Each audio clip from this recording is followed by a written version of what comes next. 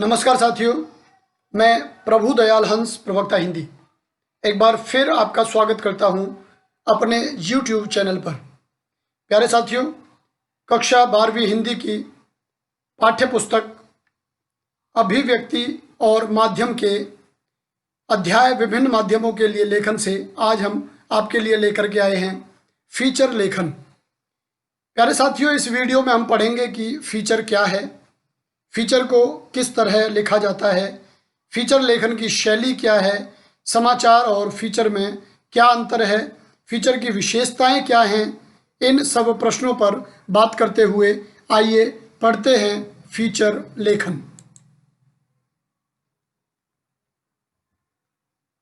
अपनी बात प्यारे साथियों हम यहीं से शुरू करते हैं। फीचर क्या है? अखबारों में समाचारों के अलावा भी अन्य कई तरह का पत्रकारीय लेखन छपता है। इनमें फीचर प्रमुख है। समाचार और फीचर के बीच स्पष्ट अंतर होता है। फीचर एक स्वव्यवस्थित, सृजनात्मक और आत्मनिष्ठ लेखन है। यहां हम इसे देखें, यहां इसकी विशेषताएं निकल के आ गई हैं।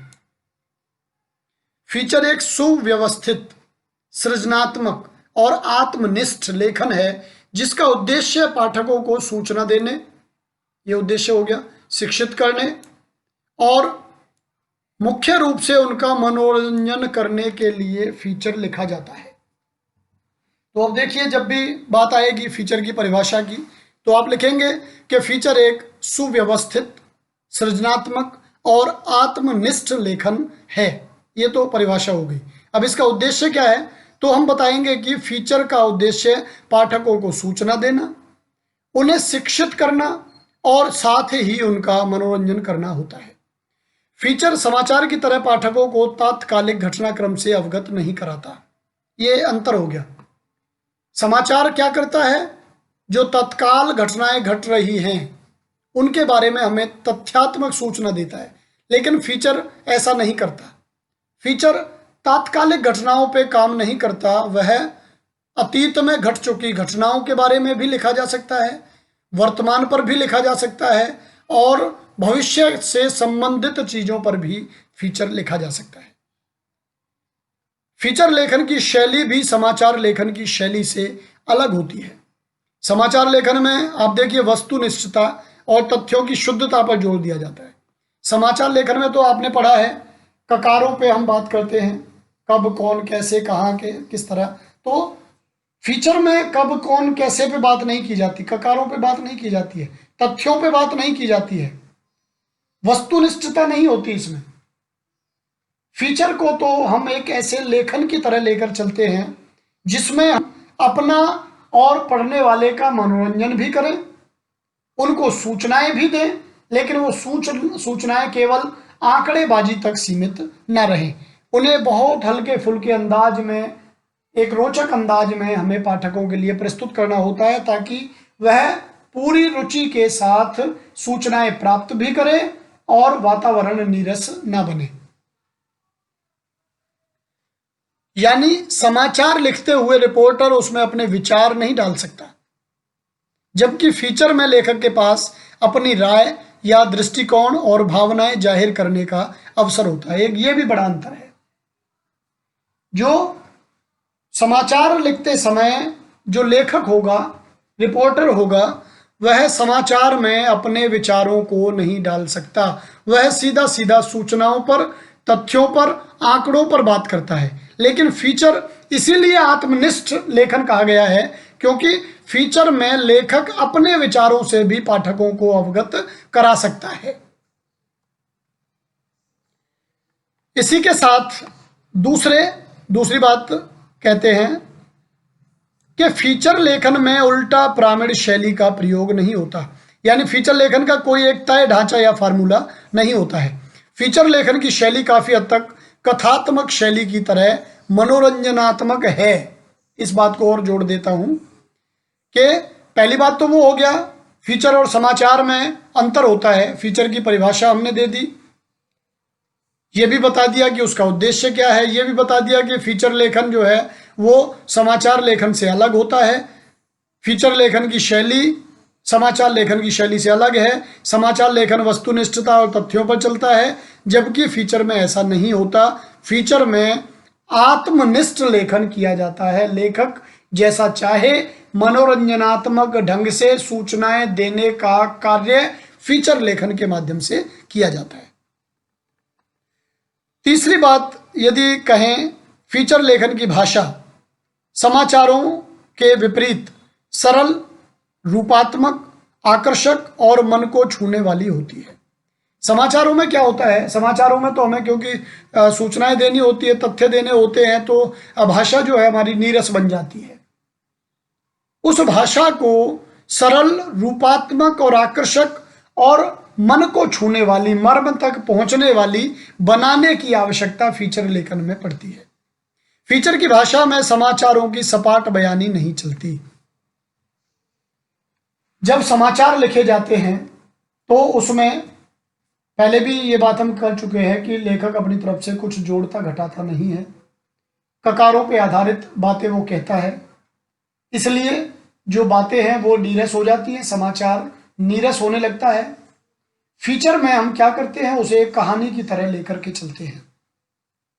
जैसे हम एक कहानी शुरू करते हैं, आपने कई बार अखबारों में भी अखबार पढ़ी है आप कभी, जो रंगीन पृष्ठ अखबारों में आते हैं, जैसे मैं दैनिक जागरण पढ़ता हूँ, तो उसमें सप्ताह की सप्ताह अलग अलग विषयों पर फीचर आते हैं और कहानियां भी इस तरह से शुरू की जाती है। मान लो स्वास्थ्य संबंधी कहानी है तो मेरी पड़ोसन है मिसेज शर्मा, इस तरह से फीचर शुरू होता है। उनका बेटा है और वो कुछ दिनों से उदास गुमसुम रहने लगा है, और इस तरह से वो फीचर की बात करते हैं।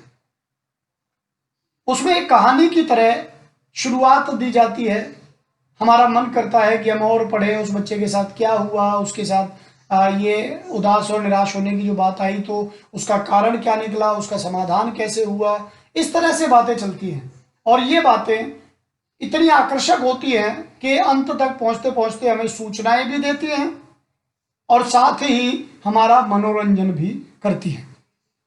तो सपाट बयानी नहीं होती इसमें। लेखक अपनी तरफ से बहुत सारी चीजें, कल्पनाशीलता, संवादों के माध्यम से नई नई बातें हमारे सम्मुख प्रस्तुत करते हैं।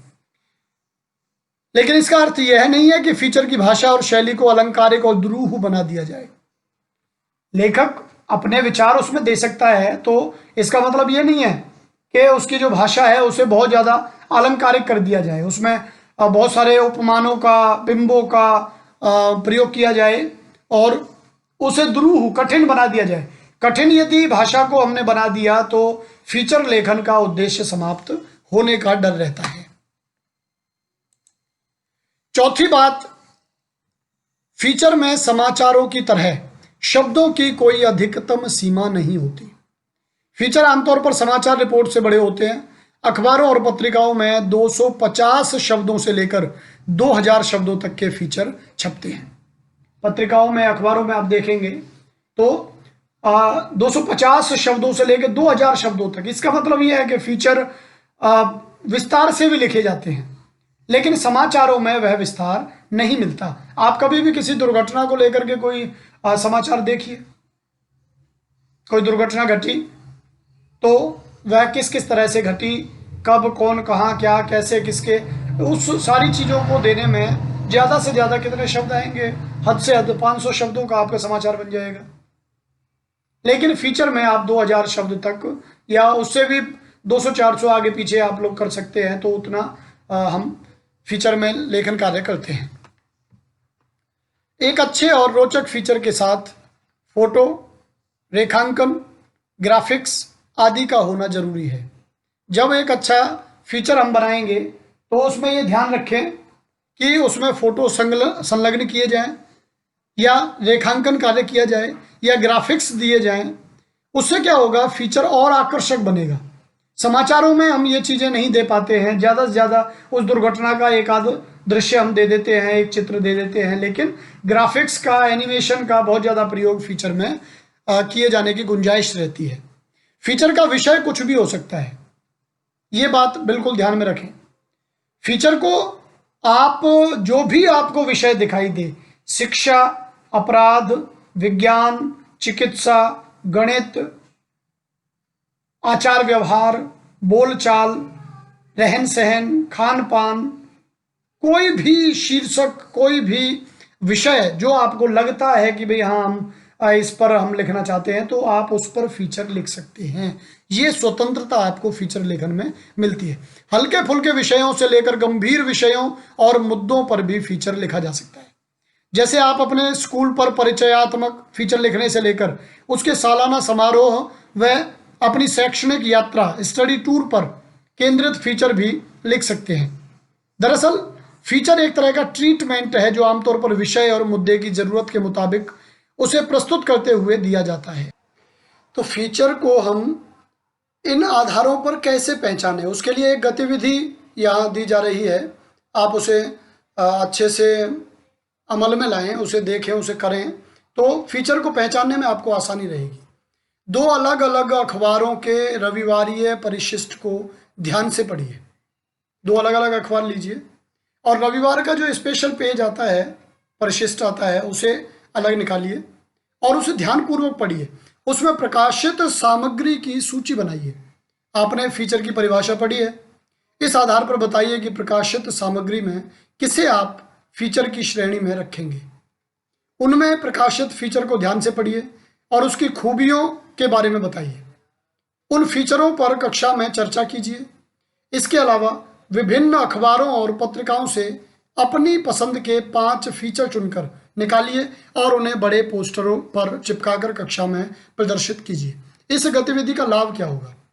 इस गतिविधि का लाभ होगा कि अब तक हम फीचर के बारे में जो केवल पढ़ रहे हैं, उसकी परिभाषा, उसके उद्देश्य, उसकी शैली, कई सारी चीज़ें हमने पढ़ी हैं, लेकिन अब तक यदि आपसे कोई कहे कि आप फीचर का एक उदाहरण लेकर के आइए किसी अखबार में से, तो वहाँ जाते ही ये काम हमें मिलते ही हम घबराने लगेंगे। हमें लगेगा कि ये कैसे किया जाए, कौन सा फीचर होगा।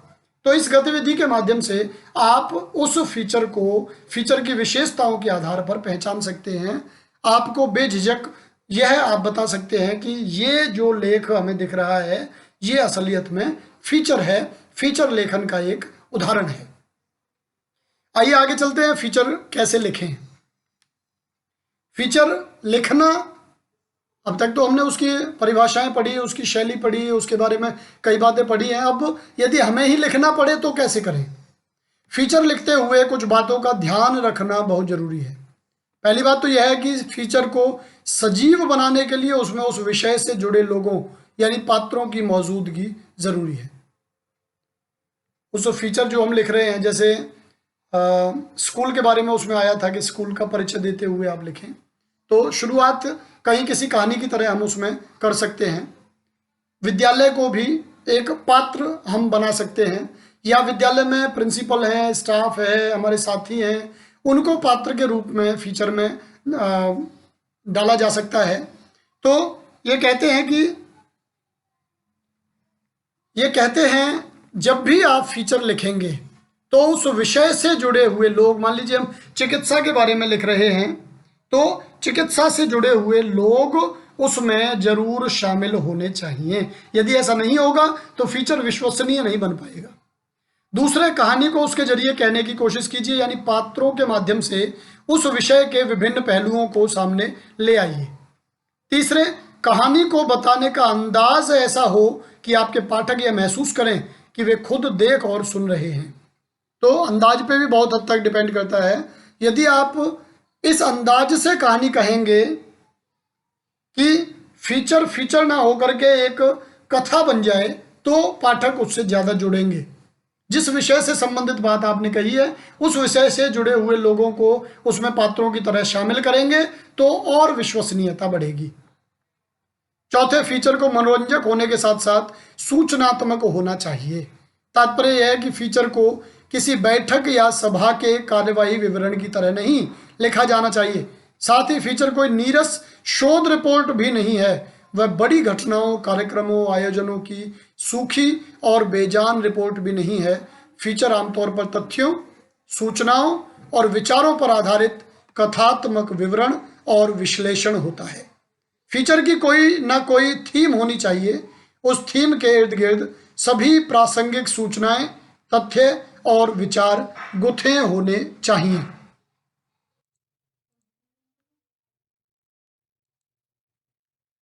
फीचर कई प्रकार के होते हैं। इनमें समाचार बैकग्राउंडर, खोज परक फीचर, साक्षात्कार फीचर, जीवन शैली फीचर, रूपात्मक फीचर, व्यक्ति चित्र फीचर, यात्रा फीचर, विशेष रुचि के फीचर प्रमुख हैं।